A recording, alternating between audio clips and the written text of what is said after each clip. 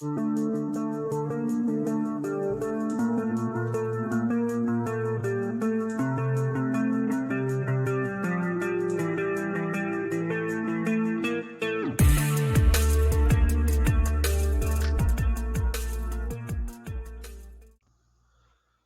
pessoal.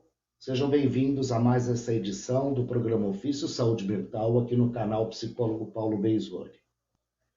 O Ofício Saúde Mental é um talk show de produção independente voltado para a promoção da qualidade de vida e da saúde mental de todos nós.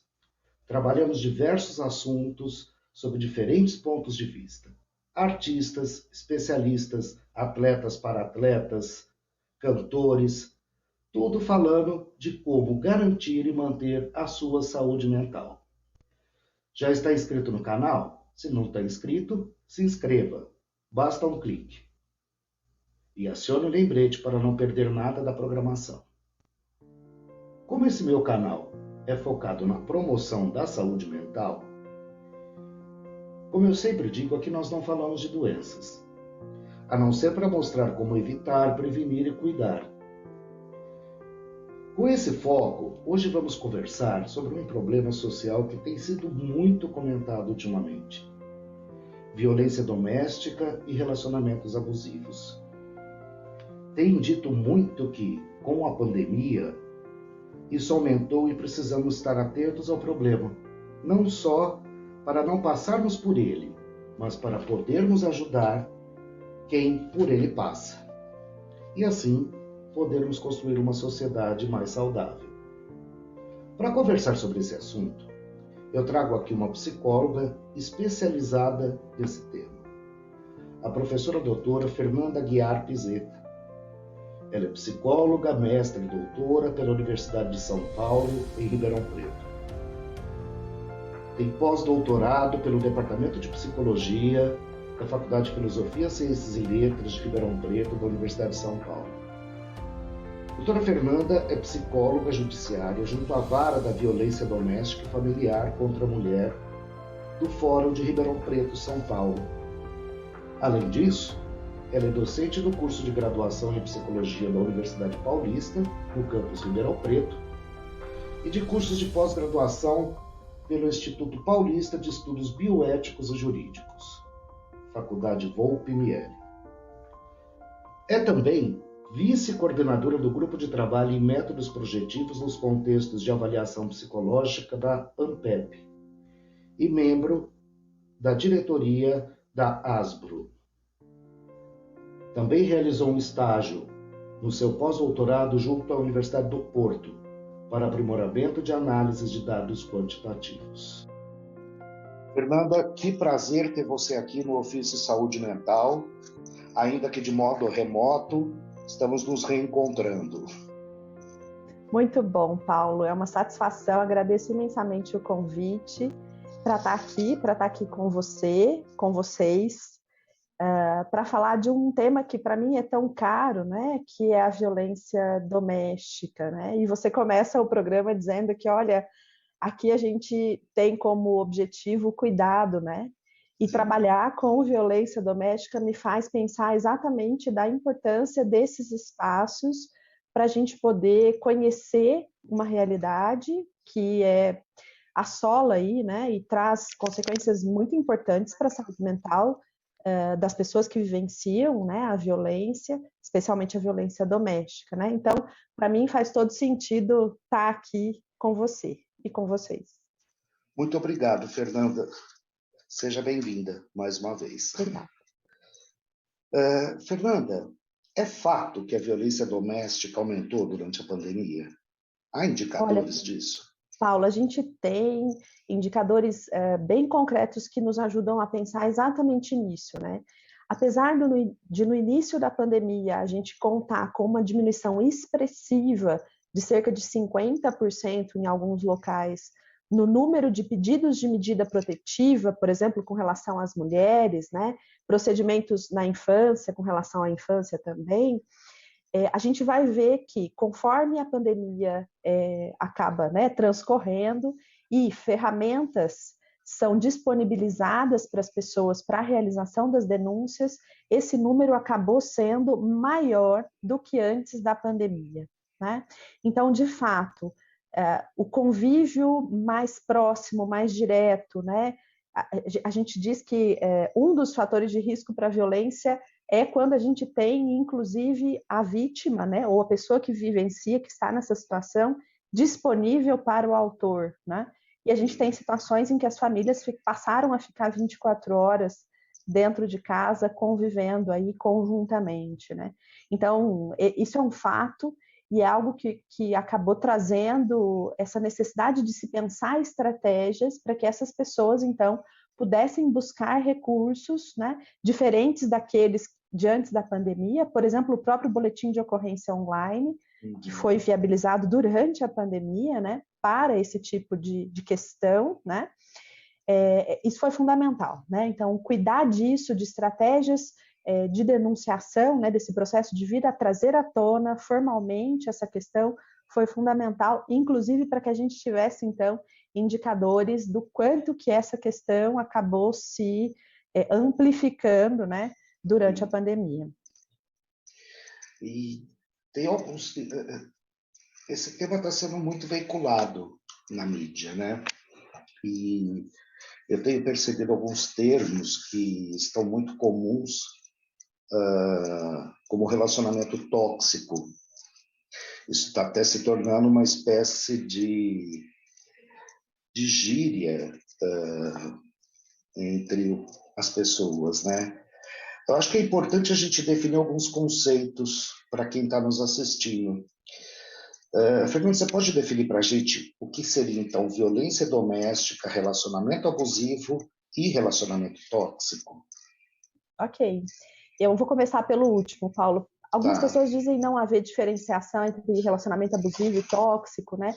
Mas eu gosto de dizer que aquilo que a gente vivencia pode ter gradações e impactos diferentes, e isso pode dar contornos diferentes para a qualidade das relações que a gente tem, né? Então, por exemplo, falando do relacionamento tóxico, né?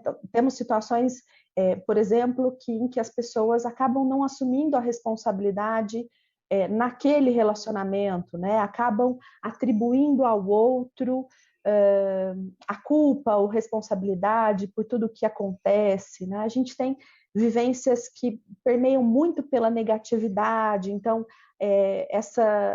críticas que passam, por exemplo, né, por essa perspectiva mais negativa, de crenças muito negativas, então o futuro não vai dar certo, o que você está fazendo não vai funcionar, não vai dar certo, você não vai conseguir, né?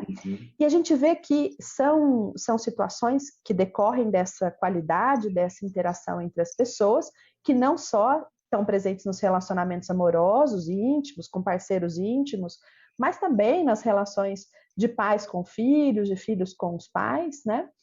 E que, dependendo da gradação e dependendo do impacto que isso causa em alguma dessas pessoas, a gente pode dizer que isso passou o limite do tóxico, em que há algum prejuízo, muitos conflitos, muito prejuízo, mas que passou essa linha e a gente beira ali aquela condição do abuso, né?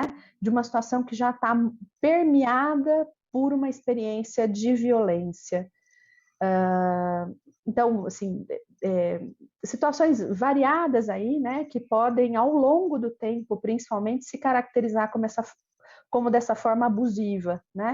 Então, o ciúme, né, que no início de um namoro, por exemplo, pode ser muito bem visto, né? Então, é alguém que me ama e por isso sente ciúmes de mim, né? Ao longo do tempo, esse ciúme pode vir acompanhado de um controle muito excessivo, né? Em que a outra pessoa, né, passa a não poder fazer escolhas ou não ser apoiada nas suas escolhas, né? Então, aí a gente já pula para uma perspectiva mais abusiva, que pode chegar, de fato, na concretização de uma situação de violência, né?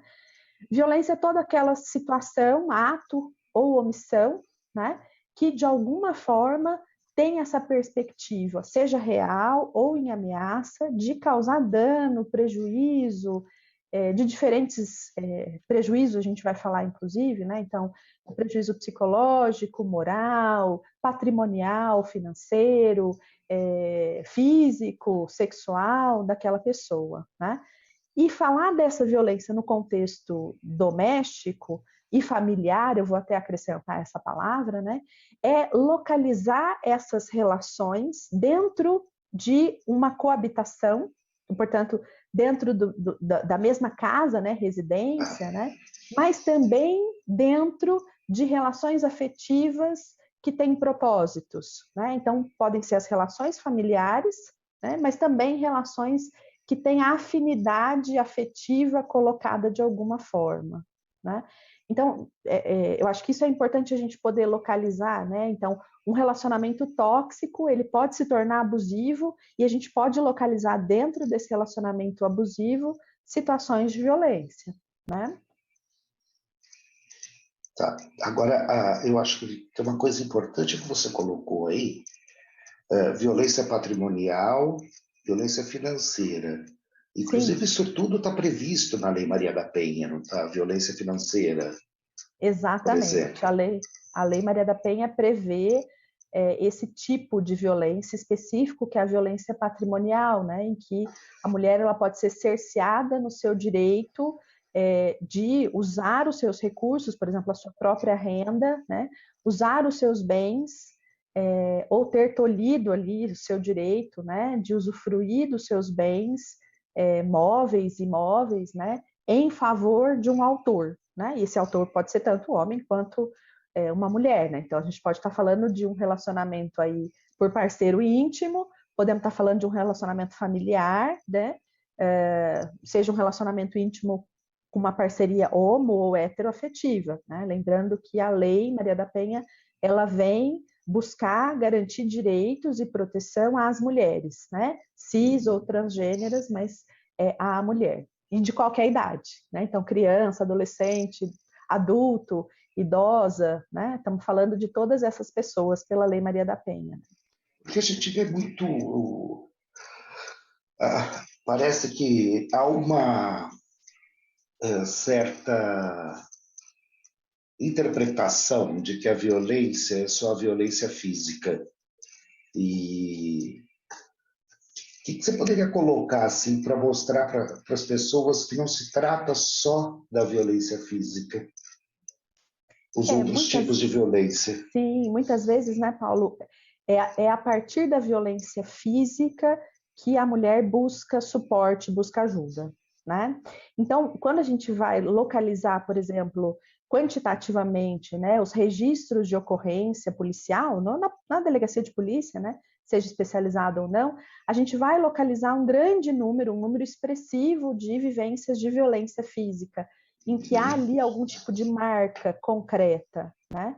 Mas certamente a violência física ela é acompanhada, no geral, de outros tipos de violência que muitas vezes não necessariamente são reconhecidas como tal. A gente teve, inclusive, uma recente aprovação, né, nesse sentido, né, considerando o crime a violência psicológica, né, exatamente porque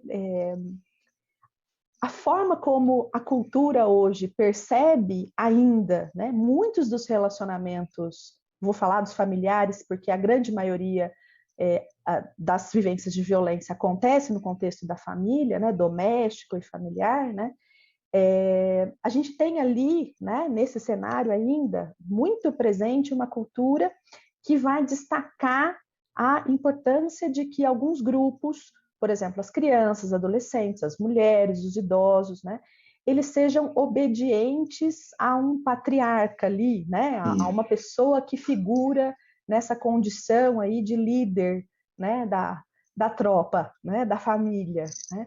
Então, nem todos acabam se apercebendo do quanto que, antes de chegar na violência física, ou durante, após a violência física, está ali estabelecido também uma relação hierárquica em que se abusa de um lugar, né? O lugar do homem em relação à mulher, do pai em relação aos filhos, né? Num abuso que a gente vai considerar, né, como uma violência psicológica, né? E, né, se a gente for pensar o próprio ciclo da violência, né, é nesse momento de questionamento desse lugar hierárquico pelas mulheres, por exemplo, ou pelos filhos, ou pelos idosos, né, em que há a violência física, né? Então, que se explode ali, naquele cenário que é mais amplo do que a violência física, mas se explode ali aquelas ocorrências mais agudas, né, de violência que acabam deixando marcas, às vezes, no corpo, né? De certa forma, acho que você já até respondeu um pouco, mas tem alguma dinâmica comum nos casos de violência, né? Tipo assim, alguns indicadores de que o relacionamento pode vir a se tornar violento, porque eu escuto muitos relatos, inclusive de pessoas que começaram um relacionamento, era uma maravilha, e de repente o relacionamento se tornou extremamente violento. Tem alguma dinâmica, alguns indicadores?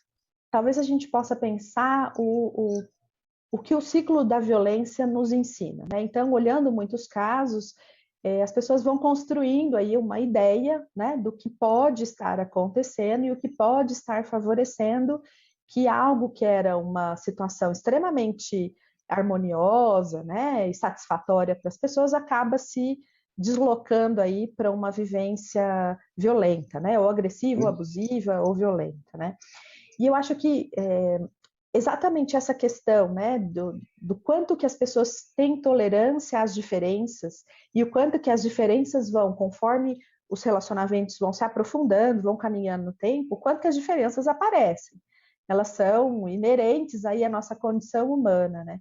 E o quanto que cada um ir se questionando em relação a essas diferenças, né? E se posicionando em relação a essas diferenças, acaba por vezes contribuindo para os conflitos, né? Que são naturais, ocorrem na maioria dos nossos relacionamentos, Sim. Não só afetivos, né? Então, quando a gente fala de conflito, a gente não está falando de violência, a gente está falando de pessoas que têm olhares, posicionamentos, ideias diferentes e que comunicam isso de alguma forma para o outro. Se estabelece ali, muitas vezes, um impasse. E como as pessoas vão resolver esse impasse é que pode culminar numa vivência de violência, né?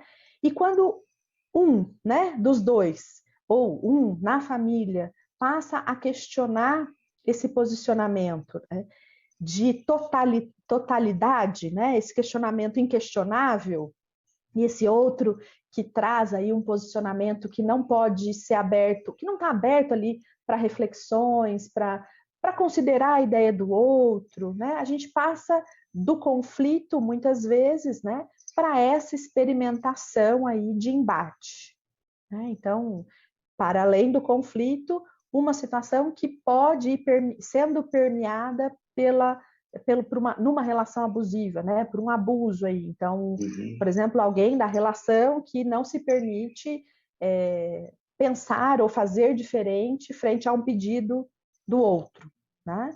E com isso a gente pode ver uma escalada desses conflitos e uma escalada desse processo de enfrentamento, né? E mesmo quando o enfrentamento ele não existe, existe por parte de uma das pessoas, eu vou falar por parte do homem, no geral, né, quando a gente fala da violência contra a mulher, a gente tem como autor o homem ele acaba se vendo questionado, se percebendo questionado e precisando se manter naquele lugar, né, de ideia absoluta, de crença absoluta, de fazer valer o que ele quer, o que ele pensa e sente, né? E isso, então, acaba fazendo dos conflitos um enfrentamento importante, né?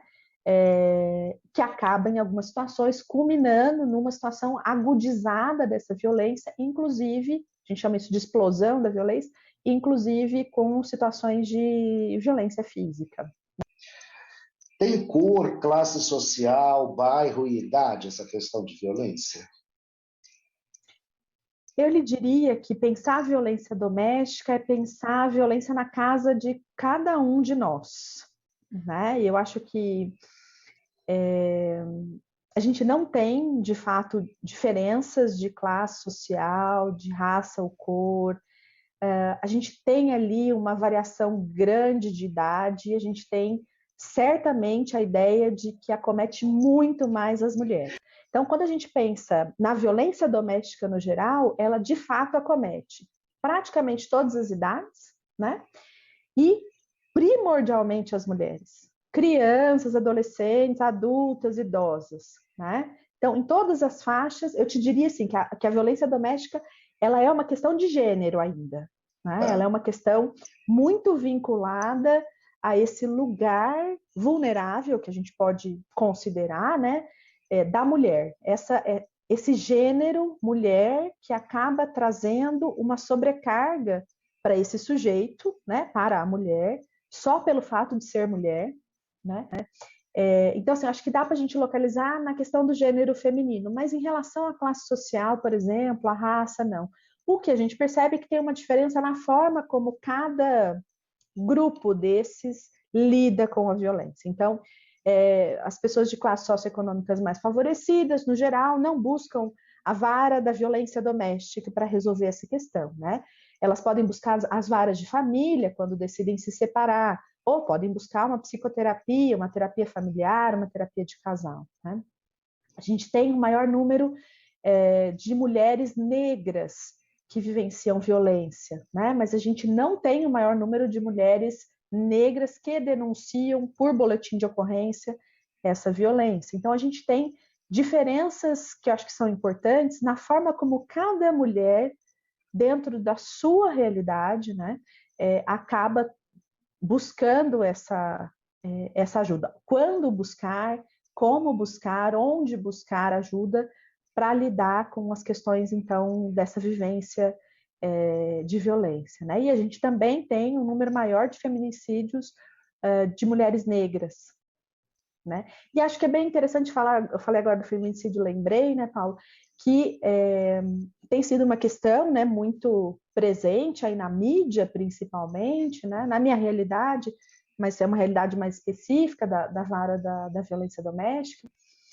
Mas o que a gente consegue localizar, né, é o quanto que mulheres que pediram ajuda, especialmente pediram medidas protetivas para que tivessem ali alguma forma, né, de garantir a sua integridade física, inclusive, por exemplo, a vida, né, o quanto que elas estão mais protegidas em relação àquelas mulheres que não fizeram esse pedido de ajuda. Então, o que é a medida protetiva? A medida protetiva é uma decisão judicial que estabelece condutas de comportamento para o autor da violência, né? Então, dentre as medidas, a gente tem de não se aproximar da mulher, né, por qualquer meio que seja, presencialmente, de forma online, por mensagens qualquer, pelas redes sociais, enfim, né? Medida de, eventualmente, a retirada do autor da violência da residência, da mesma residência onde a mulher reside, não poder portar arma de fogo e, por fim, né, a prisão. Mas, dentre essas medidas, a gente tem a possibilidade de acompanhamento desse autor. Então, a possibilidade, então, enquanto medida protetiva para a mulher, para que o homem, no geral são homens, né, passem por experiências, né, ou psicológicas, na lei está de reeducação, mas enfim, que passem por experiências para pensar o próprio lugar nessa relação abusiva. O que me parece ser fundamental, como eu disse, né? Pensar nessa... A gente está falando de uma relação abusiva, relação no contexto doméstico violenta, né? É relacional, né? Tem pelo menos dois Sim. ali. Precisamos cuidar dos dois, né? E uma pessoa, Fernanda, que esteja passando pela situação, que de repente nos assistindo aqui tenha se identificado de alguma forma, o que ela pode fazer? O que a gente entende é que é fundamental buscar suporte, né? Esse suporte ele pode ser uma denúncia no 180, que é a rede nacional para esse tipo de denúncia.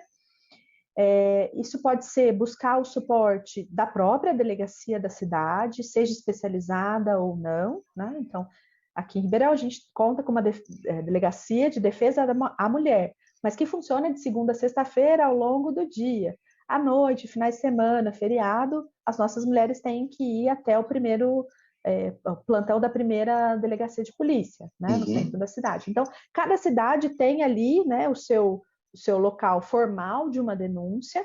Importante as mulheres saberem que, ao denunciar, elas podem pedir a medida protetiva, o que não quer dizer que vai se instalar um processo criminal contra o autor, né? Então, é o companheiro dela, é o pai dos filhos, ela não quer que ele vá preso, ela não quer que ele responda um processo criminal, porque isso pode atrapalhar no trabalho, e ele não precisa responder. Ela pode dizer que o que ela quer é somente a medida protetiva, ou seja, garantir a proteção dela, né? E não ter nenhum tipo de responsabilização, que muitas vezes elas entendem que vai trazer prejuízo para o homem, né?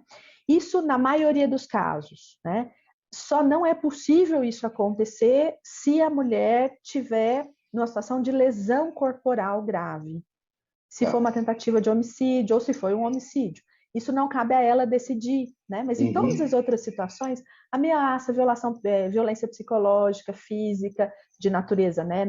Que não tenha deixado marca no corpo, enfim, ela pode ir à delegacia pedir a medida protetiva e não querer responsabilizar criminalmente o autor, que ele tenha um processo, uma ação penal, um processo criminal e fique com a ficha dele suja, tá? Como a gente diz aí no popular. Mas para além desses lugares especializados, como a delegacia, por exemplo, né, a gente tem os CREAs, os Centros de Referência Especializados da Assistência Social, que a gente tem aí espalhados pelo Brasil todo, né, e que tem por atribuição atender e orientar situações que dizem de violação de direitos, né. Mas a pessoa pode não se sentir à vontade para procurar um suporte institucionalizado, né? Num primeiro momento, por exemplo, né? Buscar a rede de apoio dela ou fortalecer a própria rede de apoio pessoal, aí então seria fundamental, Paulo, assim, sabe? Poder contar com um bom amigo, uma boa amiga, alguém, né, com quem ela compartilha alguma atividade, pode ser uma atividade religiosa, de lazer, de esporte, poder buscar alguém que ajude a pensar, exatamente para que alguém possa ter uma escuta, né, para que ela possa tomar as decisões que ela entender que são pertinentes aí, né, para a vida dela, né, porque a vida é dela, né, então é ela quem tem que tomar essa decisão. É claro que tem situações em que a mulher não consegue tomar essa decisão, né, e o 180 também pode ser um canal de denúncia anônima por terceiros, né? Então, aquele velho ditado, né? Que em briga de marido e mulher ninguém mete a colher, essa já não é mais a percepção que a gente tem com relação à violência doméstica, né? Essa, inclusive, é a minha outra pergunta para você. Se você tem, assim, às vezes a gente, principalmente quem mora em apartamentos, né? Ou condomínios, ou né? condomínios, a gente escuta atitudes, situações Sim. que a gente fala, gente, espera, o que está acontecendo? Quando é um vizinho, ou um amigo, ou alguém ali, o que ele pode estar fazendo? Se não dá para ajudar diretamente, e muitas vezes não dá, né, Paulo? Nem sempre a gente conhece aquela pessoa, nem sempre a outra pessoa nos dá abertura. Eu acho que, se for emergencial, é ligar para a Polícia Militar, né? Não tem outro caminho, porque eu acho que o mais importante é preservar a vida daquela mulher, né? Então é 190. Mas se a gente tem uma situação em que a gente vê que aquilo está se repetindo... Não precisa se identificar. Não precisa se identificar. 180 também não. Né? Então, olha, eu tenho aqui uma idosa que mora perto da minha casa, eles vão encaminhar para o serviço especializado em atendimento ao idoso. Eu tenho uma vizinha que vivencia essa situação, eu tenho uma criança, para a criança a gente pode usar o Disque 100 e para as outras pessoas 180, né, no geral. Porque aí esse serviço vai direcionar para os equipamentos do município, que tem, inclusive, ali algum manejo para chegar nesse lugar, chegar nessa família, né? E poder ofertar ali pelo menos uma escuta, né? Então, entender Ajudar a pessoa a entender o que está acontecendo a ponto de outros que não são ali do núcleo familiar estarem pedindo ajuda, né? E a gente tem situações, por exemplo, em que por mais que seja uma questão do casal conjugal, né? Pai e filho, pai e a mãe das crianças, né?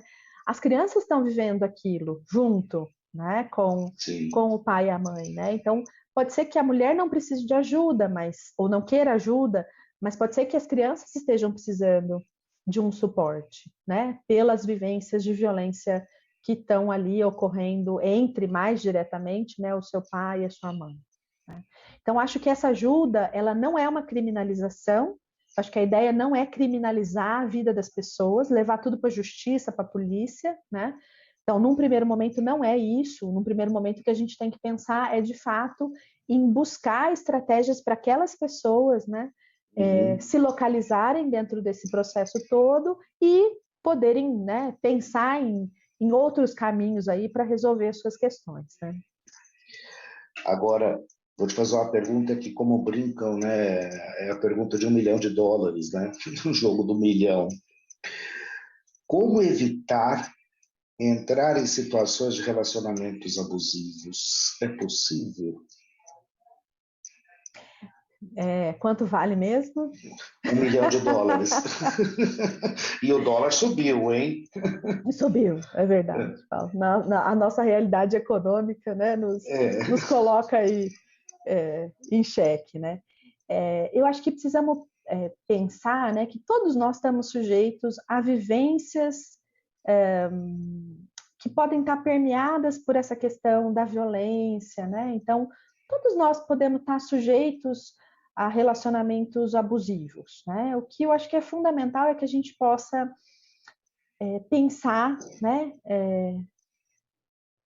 Se a gente tiver como norte, né? Então, pensar aquilo, se a gente se conhece o suficiente e tem aí como norte, né? Aquilo que a gente é, os nossos princípios, a nossa ética, enquanto sujeito, enquanto pessoa, o que a gente deseja para o futuro, acho que isso é um primeiro ponto, né? Então, a gente se conhecer para poder se conhecer na relação com o outro, né? Porque muitas vezes é isso que acontece, né? A gente tem lá uma expectativa no passado e ela acaba caindo por terra depois que a gente passa a se relacionar com determinada pessoa. Não quer dizer que nas relações a gente não possa mudar as nossas expectativas de futuro. A questão é quando a gente, de fato, deixa todas as expectativas de futuro para viver as expectativas de futuro do outro, né? Então, quando esse vínculo, né, eu gosto muito da palavra vínculo porque ela fala do vínculo, né, assim, o quanto que ao se encontrar existe ali uma marca, né, desse encontro. É como se fosse uma folha de papel dobrada ao meio, né? Tem lá um vínculo. Mas esse vínculo, ele deixa muito claro que tem duas partes, ou seja, são duas pessoas, né, que têm expectativas, que têm suas crenças pessoais, a sua ética, né? Então, cada um conhecer disso já é uma questão. E depois, se perceber nessa relação, né, podendo tolerar as diferenças, ou pelo menos lidar de uma forma mais satisfatória e saudável com essas diferenças, né? Quando a gente começa a perceber que as diferenças estão trazendo sofrimento, eu acho que é um primeiro ponto de alerta, né? O quanto que a gente deixa de se reconhecer nessa relação, o quanto que a gente deixa de reconhecer a importância do outro, né? Porque esse senso de reconhecimento, eu acho que é do ser humano, né? Assim, ele precisa ser reconhecido, né? Então, eu preciso me reconhecer para estar com o outro, mas eu também preciso reconhecer no outro esse reconhecimento de mim, né?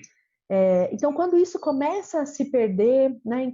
Quando eu começo aí observando aí nessa possibilidade de não estar sendo reconhecida na minha singularidade dentro dessa relação, que tem um vínculo, que tem algo que une, mas que une duas partes separadas, né, dois sujeitos, eu acho que a gente tem menos chance de embarcar, né, em relacionamentos dessa natureza, né, o que tem essa qualidade permeada aí, né, por essa vivência de violência. E eu não falo isso só em relação às mulheres, né? Então eu falo isso em relação a qualquer um nessa relação. É saber, é se conhecer para saber até onde é você, onde começa o outro, o que é que você pode ceder, o que é teu, o que é do outro, e não esperar que a relação seja em função do outro, né, Fernanda? E eu acho que a gente consegue ter essa percepção quando a gente vai fazendo as escolhas no dia a dia, né? Então, quando eu tenho quanto mais liberdade eu tenho para fazer as minhas escolhas, eu acho que mais saudável é essa relação. Uhum. Muito bom. Acho que conseguimos abordar muita coisa e trazer bastante informação para todo mundo. Fernanda, se as pessoas quiserem entrar em contato, tem algum contato que Instagram, Facebook? Eu estou no Instagram, fer.pizeta, então, para quem quiser estar ali um pouco mais próxima, né? E eu acho que, para além de mim, viu, Paulo, acho que as pessoas precisam se conectar com as suas redes de suporte, sabe? Construir as suas redes de suporte, porque eu acho que isso é aquilo que vai permitindo ao sujeito, muitas vezes, né? A cada um de nós, inclusive, né? Então, a rede de suporte é importante para todos nós, mas permitindo com que a gente vá se reconhecendo, né? E muitas vezes a gente precisa do reconhecimento do outro para poder processar esse nosso reconhecimento. A psicoterapia é muito importante nesse sentido, né? Que a gente está com o outro ali que nos ajuda muito nesse processo, né? Então, acho que as pessoas que é bem importante que as pessoas possam estar conectadas e, né, com esse grande avanço aí das tecnologias, né, da informação e comunicação, acho que isso é bem possível, né? A gente então ter uma rede forte o suficiente, né, para a gente se reconhecer, né? Muito bom, Fernanda, muito obrigado pela sua participação aqui no programa, pelas valiosas informações que nos trouxe aqui. Eu queria agradecer muito você ter disponibilizado seu tempo para essa proposta do canal. É um prazer estar aqui, Paulo, que todos possam, né, ter acesso a essa conversa e que chegue aí às pessoas e que permita que possam pensar, né, pensar nelas próprias e pensar eventualmente em quem está próximo e que pode estar vivenciando situações, né, abusivas ou de violência e que podem estar precisando da ajuda delas, né? Muito bom, muito obrigado. E, como você ouviu, agora finalizando, que a Fernanda colocou, não só você que possa estar precisando, mas outra pessoa que de repente você acredita que seja necessário, compartilhe essa entrevista. Envie essa entrevista para que possamos criar um ambiente cada vez mais saudável na sociedade como um todo. Muito obrigado por ter assistido o programa até o final. Se não se inscreveu ainda, se inscreva aqui no canal e acione o lembrete. Um grande abraço a todos, nos vemos no próximo programa.